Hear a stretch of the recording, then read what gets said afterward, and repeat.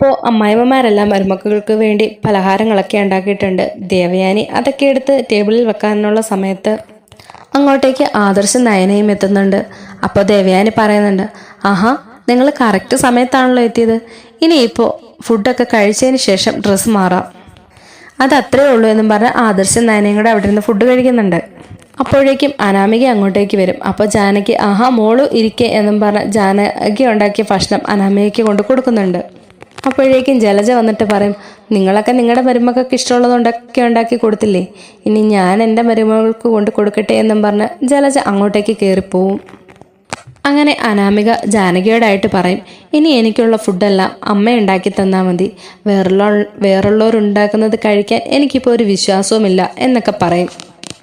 അപ്പോൾ ദേവയാനി പറയും, ഞാൻ അങ്ങനെ ആഹാരത്തിൽ വിഷമൊന്നും കലർത്താറില്ല. ഇവിടെ അങ്ങനെ ചെയ്യുന്നവരുണ്ട്. അങ്ങനെ ചെയ്യുന്നവർക്ക് ചിലപ്പോൾ തോന്നും മറ്റുള്ളവരുണ്ടാക്കുന്ന ഭക്ഷണത്തിലും അവരങ്ങനെ ചെയ്താലോ എന്നൊക്കെ, അതുകൊണ്ടാണ് ഇങ്ങനെയൊക്കെ പറയാൻ തോന്നുന്നത് എന്ന് ദേവയാനി പറയും. അപ്പോൾ ആദർശി ചോദിക്കുന്നുണ്ട്, ഇതെന്താ അമ്മേ ഇപ്പം വീട്ടിൽ മൊത്തത്തിലൊരു സെപ്പറേഷൻ ആണല്ലോ.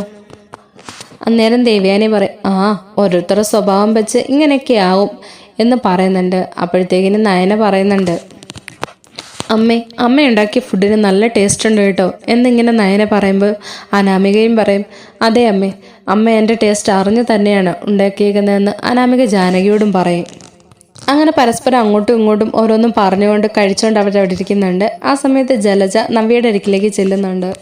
അവിടെ ചെല്ലുമ്പോൾ ജലജ കാണുന്നത് കണ്ണാടി നോക്കിക്കൊണ്ട് നിൽക്കുന്ന നവ്യയാണ്. നവ്യ പറയുന്നുണ്ട്, പ്രസവം കഴിഞ്ഞിട്ട് വലിയ വണ്ണമൊന്നും വെച്ചിട്ടില്ല, അതുകൊണ്ട് രക്ഷപ്പെട്ടു എന്ന്. ആ സമയത്ത് ജലജ നവ്യയ്ക്ക് പലഹാരമായിട്ട് അങ്ങോട്ട് ചെല്ലുന്നുണ്ട്.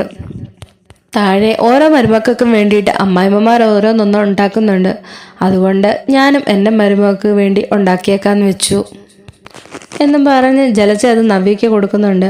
അപ്പം നവ്യ പറയുന്നുണ്ട്, ഓരോ ദിവസവും കഴിയും തോറും ഈ വീട്ടിലെ അലമ്പ് കൂടിക്കൂടി വരികയാണ്. അതെന്തായാലും നന്നായി. അങ്ങനെ വഴക്ക് കൂടിക്കൂടി വരുമ്പോൾ സ്വത്ത് എല്ലാവർക്കും വീതം വെച്ച് കൊടുക്കുമല്ലോ. അപ്പോൾ ജലജ പറയും, അങ്ങനെ ഭാഗം വെക്കാതിരിക്കുന്നതാണ് നല്ലത്. അഥവാ അങ്ങനെ വല്ല തീരുമാനവും വന്നിട്ടുണ്ടെങ്കിൽ അതിനുള്ള അവകാശവും ആ ആദർശിൻ്റെ കയ്യിൽ കൊടുക്കും. അങ്ങനെയാണെങ്കിൽ അവന് ഇഷ്ടമില്ലാത്തവർക്ക് അവൻ അധികമൊന്നും കൊടുക്കില്ല എന്നൊക്കെ ജലജ പറയുന്നുണ്ട്. അപ്പോൾ ജലജ പറയും, മൂർത്തീസ് ജ്വല്ലറിയിലെ ആസ്തി എത്രയുണ്ടെന്ന് എണ്ണി തിട്ടപ്പെടുത്താൻ പോലും പറ്റിയല്ല. അങ്ങനെയുള്ളപ്പോൾ അതിൻ്റെ ഒരു ഭാഗം കിട്ടിയാലും 10 തലമുറയ്ക്ക് കഴിയാം. പിന്നെ എന്താ കുഴപ്പം എന്നിങ്ങനെ നവ്യ ചോദിക്കുന്നുണ്ട്. അപ്പോൾ ജലജ പറയുന്നുണ്ട്, ഇപ്പം എന്തായാലും വീതം വെക്കുന്നതിനെ പറ്റി ഒന്നും പറയണ്ട, കുറച്ച് നാളോടെ ഇങ്ങനെ മുന്നോട്ട് പോട്ടെ. എന്തായാലും ഇപ്പം സെപ്പറേഷനെ പറ്റിയൊന്നും സംസാരിക്കേണ്ട, നമുക്ക് കുറച്ച് നാളോട് ഇങ്ങനെ തന്നെ മുന്നോട്ട് പോകാം എന്നൊക്കെ ജലജ പറയും. അന്നേരം നവ്യ പറയുന്നുണ്ട്, സ്വത്ത് ഭാഗം വെക്കണം എന്നൊക്കെയാണ് ആ അനാമികയുടെ അമ്മയുടെ അച്ഛൻ്റെ ആഗ്രഹം. അപ്പോൾ ജലജ പറയുന്നുണ്ട്, അവർക്ക് സ്വത്തെന്ന് പറയാനൊന്നുമില്ല, അവരുടെ കയ്യിലാണെങ്കിൽ 5 പൈസയില്ല. അവർ പറയുന്നതെല്ലാം കള്ളത്തരങ്ങളാണ്, മൊത്തം കള്ളക്കൂട്ടങ്ങളാണ്. അതെനിക്ക് നേരത്തെ അറിയാമായിരുന്നു എന്ന് നവ്യ പറയും. അതിൻ്റെ കൂടെ നവ്യ ജലജയ്ക്കിട്ട് ഒരു പണിയും കൊടുക്കുന്നുണ്ട്. ജലജയ്ക്ക് വൈകിട്ട് അത്താഴത്തിന് ഫ്രൈഡ് റൈസ് മതി എന്നാണ് പറഞ്ഞേക്കുന്നത്. അന്നേരം ജലജയ്ക്ക് നല്ല ദേഷ്യം വരികയാണ്. ജലജയാണെങ്കിൽ നവ്യനെ പിടക്കാൻ പറ്റില്ലല്ലോ എന്ന് കരുതി പറയുന്നുണ്ട്, നോക്കട്ടെ അതിനുള്ള സാധനങ്ങളൊക്കെ അടുക്കളയിലുണ്ടോ നോക്കട്ടെ, ഉണ്ടെങ്കിൽ ഞാൻ വെച്ച് തരാം എന്ന് പറയുന്നുണ്ട്. അതുണ്ടാക്കാനായിട്ട് ഒരുപാട് സമയം എടുക്കില്ലേ നവ്യെന്ന് ചോദിക്കുമ്പോൾ പറയുന്നുണ്ട്, അത് സാരമില്ല ഞാൻ വെയിറ്റ് ചെയ്തോളാം എന്നിങ്ങനെ പറയുന്നുണ്ട്. അങ്ങനെ ജലജയുടെ കയ്യിൽ നിന്ന് ആ പലഹാരപാത്രം വാങ്ങിച്ചുകൊണ്ട് നവ്യയുടെ റൂമിലേക്ക് പോകുന്നുണ്ട്. പിന്നെ കാണിക്കുന്നത് അനാമികേനെയാണ്. അനാമിക ജസ്റ്റ് ഇങ്ങനെ ഫോണൊക്കെ നോക്കിക്കൊണ്ടിരിക്കുന്ന സമയത്ത് ആദർശ് അങ്ങോട്ട് വന്നിട്ട് ചോദിക്കുന്നുണ്ട്, നിന്നെ അനിയെങ്ങാനും വിളിച്ചായിരുന്നോ? അപ്പോൾ അവൾ പറയുന്നുണ്ട്, അവനെന്തിനാ എന്നെ വിളിക്കുന്നത്? എന്നെ വിളിച്ചില്ല, മിക്കവാറും നിന്റെ അനിയത്തെ വിളിച്ച് കാണുമായിരിക്കും, അവളോട് ചോദിക്ക് അനി വിളിച്ചായിരുന്നോന്ന്. അപ്പം നയന പറയും, കുറേ നേരമായിട്ട് അവനെ വിളിച്ചിട്ട് കിട്ടുന്നില്ല, അതുകൊണ്ടാണ് നിന്റെ ഇരിക്കെ ചോദിച്ചത്. അപ്പോൾ അനാമിക പറയുന്നുണ്ട്, അതിനുള്ള മറുപടി തന്നെയാണ് ഞാൻ പറഞ്ഞത്, അവൻ എന്നെ വിളിക്കാറില്ല, അവൻ നന്ദുവിനെ ഒരിക്കലല്ലേ പോകാറ്, അപ്പോൾ അവളോട് വിളിച്ച് ചോദിക്ക് അവൻ വന്നായിരുന്നോ, അവൻ വിളിച്ചായിരുന്നോ എന്ന്. അപ്പോൾ ആദർശ് പറയുന്നുണ്ട്, അനാമികെ നീ ആദ്യം അവനെ സ്നേഹിക്കണം, എന്നാലല്ലേ അവൻ നിന്നെ സ്നേഹിക്കത്തുള്ളൂ, അതുകൊണ്ടല്ലേ ഈ പ്രശ്നങ്ങൾ മൊത്തം നടക്കുന്നത്. അപ്പോഴത്തേക്കിനും ജാനകിയും ദേവയാനിയും അങ്ങോട്ടേക്ക് വരുന്നുണ്ട്. അപ്പോൾ അനാമിക പറയുന്നുണ്ട്, എനിക്ക് ഇത്രയൊക്കെ സ്നേഹിക്കാൻ പറ്റുള്ളൂ, എന്നെ ഇവിടെ പിടിച്ചു നിർത്തണ്ടെന്ന് ഞാൻ എത്ര തവണ പറഞ്ഞതാണ്.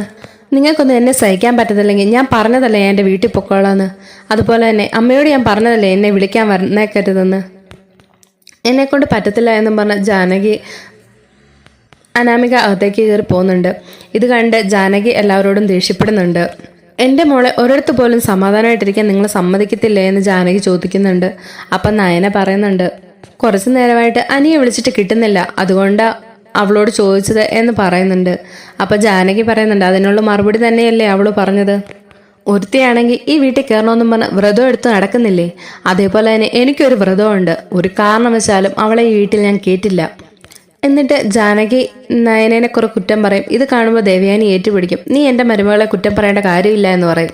അപ്പോൾ ജാനകി പറയും, ഏട്ടത്തിക്ക് എൻ്റെ മരുമകളെ കുറ്റം പറയാം, അതിന് കുഴപ്പമൊന്നുമില്ല. തിരിച്ച് ഏട്ടത്തിയുടെ മരുമകളെ കുറ്റം പറയാൻ പാടില്ല അല്ലേ? എന്തായാലും എൻ്റെ മരുമകളെ കുറ്റം പറയാൻ ഞാനും സമ്മതിക്കത്തില്ല എന്നും പറഞ്ഞ് ജാനകി അകത്തേക്ക് കയറി പോകുന്നുണ്ട്. അപ്പോൾ ആദർശ് പറയും, എന്ത് ചെയ്യാനാ, എന്ത് പറഞ്ഞാലും ഇളയമയുടെ മനസ്സിലോട്ട് അങ്ങോട്ട് കയറുന്നില്ല. ഇപ്പം തന്നെ അനിയെ വിളിച്ചിട്ട് കിട്ടുന്നില്ല എന്ന് പറഞ്ഞ അതുകൊണ്ടാണ് അനാമികയോട് ചോദിച്ചതെന്ന് ആദർശ് ഇങ്ങനെ പറയുന്നുണ്ട്. അങ്ങനെ നയനെ ആദർശം റൂമിലേക്ക് വന്ന് നയന നന്ദുനെ വിളിച്ച് വിവരം പറയുന്നുണ്ട്. അനി എങ്ങോട്ടെങ്ങാനും വന്നായിരുന്നു എന്ന്.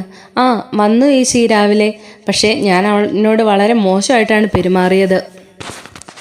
കാരണം കഴിഞ്ഞ ദിവസം ഞാൻ അവൻ്റെ ഫോട്ടോ നോക്കിയെന്ന് പറഞ്ഞാൽ അമ്മ എന്നെ വളരെ തല്ലുകയും മോശമായിട്ട് സംസാരിക്കുകയൊക്കെ ചെയ്തു. അതിൻ്റെ ദേഷ്യത്തിൽ അവനെ കണ്ടപ്പോൾ ഞാൻ കുറേ ദേഷ്യപ്പെട്ടു. അവനെ ഭിത്തിയെ ചാരി അടിക്കാനൊക്കെ കയ്യോങ്ങൊക്കെ ചെയ്തിരുന്നു എന്നൊക്കെ ഇങ്ങനെ നന്ദു പറയുന്നുണ്ട്. അപ്പം നയന പറയുന്നുണ്ട്, മോളെ ഇപ്പം അവനെ വിളിച്ചിട്ട് കിട്ടുന്നുമില്ല, എവിടെയാണെന്നൊരു പിടുത്തവും ഇല്ല എന്നൊക്കെ ഇങ്ങനെ നയന പറയുന്നുണ്ട്. ഇത് കേൾക്കുമ്പോൾ നന്ദുവിനും ആകെ ടെൻഷനായി തുടങ്ങുന്നുണ്ട് കേട്ടോ. ആ സമയത്ത് ആദർശ് റൂമിലേക്ക് കയറി വരുന്നുണ്ട്.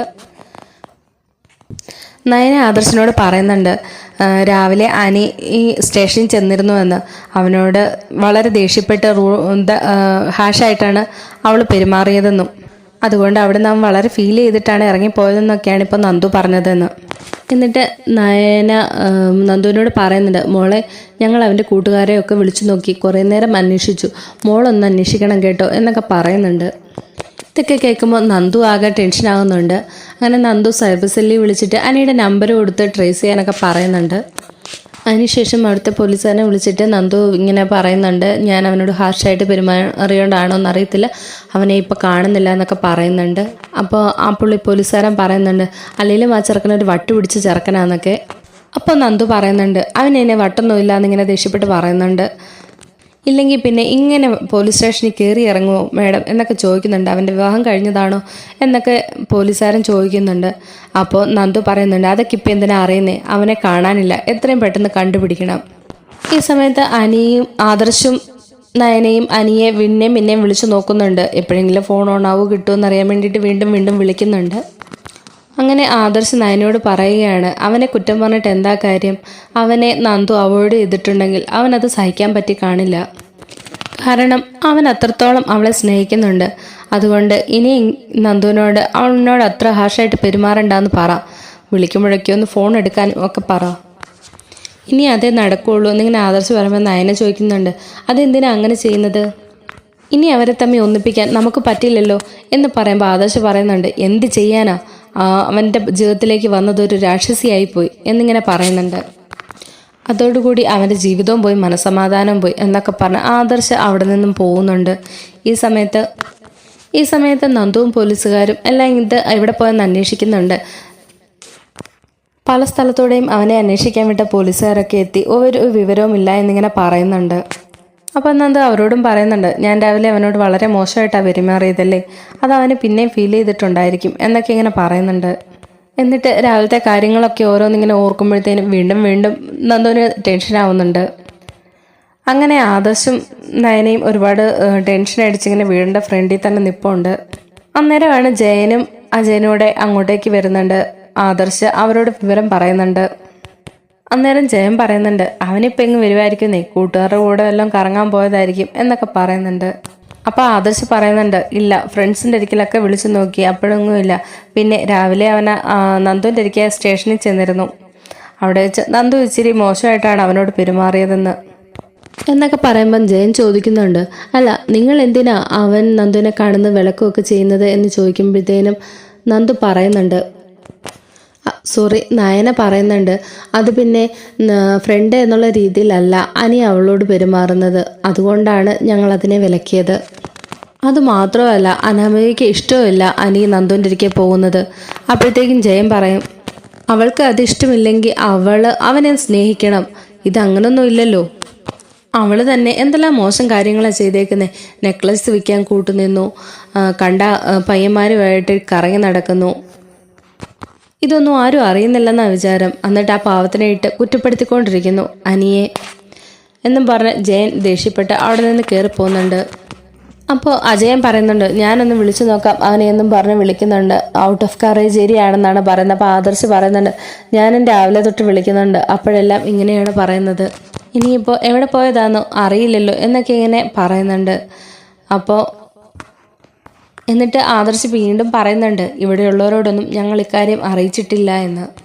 അത് നന്നായി, പറയാത്തത് തന്നെയാണ് നല്ലത്. അല്ലേ ഓരോന്ന് കേൾക്കാൻ നോക്കിയിരിക്കുക അവളുമാർ കിടന്ന് ബഹളം വെക്കാനും പ്രശ്നം ഉണ്ടാക്കാനും എന്നൊക്കെ അജയൻ ജാനകിയെ പറ്റി പറയുന്നുണ്ട്.